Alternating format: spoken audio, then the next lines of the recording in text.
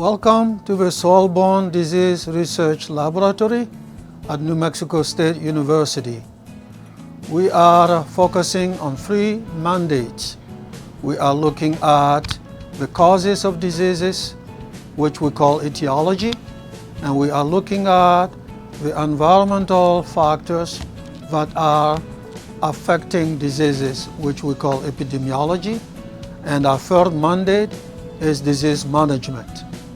In regard to disease management, we have a philosophy, which is in any production environment, there are signals to which plants are responding. We have what I call the stimulants, which are actually favorable to the performance of a plant, and we have the stresses like diseases, pests, and other abiotic factors, which are basically dragging on the performance of a plant. So our philosophy is, for any producer, is to be able to manage the signals in a way to tilt the balance towards the stimulant so that they can increase crop performance. We are investigating many soil-borne diseases, many of them causing symptoms that are manifested by wilting. And one of our major soil-borne disease is Phytophthora blight. And our goal here is to reduce the risk of Phytophthora in any production system. And we're taking into account moisture, soil health, fungicide resistance, and host resistance, and be able to coordinate those four toolboxes I call in a way that when you combine them, one will be able to reduce the risk of Phytophthora in any production system. In our research, we are proposing some novel ways of looking at moisture, for instance. We are suggesting and hoping to develop cultivar that are drought tolerant. Drought tolerance is important in the sense that if you can reduce moisture to a level that is no longer favorable to the pathogen, at the same time the crop can still perform, that will be very important in terms of the perspective of producer.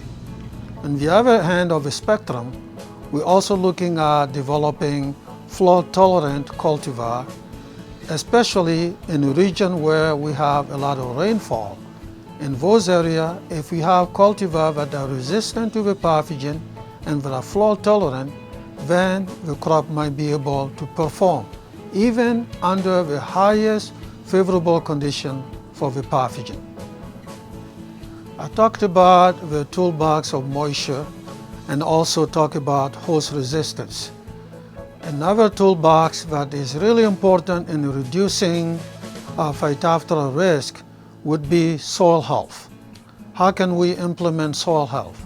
That could be done from at least two perspectives.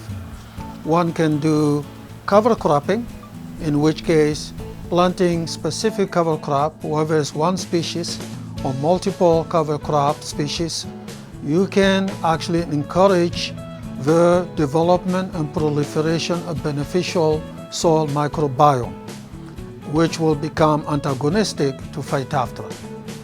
The other way would be to actually deploy into your production system commercial formulation with multiple species of beneficial microbe that can be added to your soil to basically bring the antagonistic activity of beneficial microbiome to counter the activity of Phytophthora.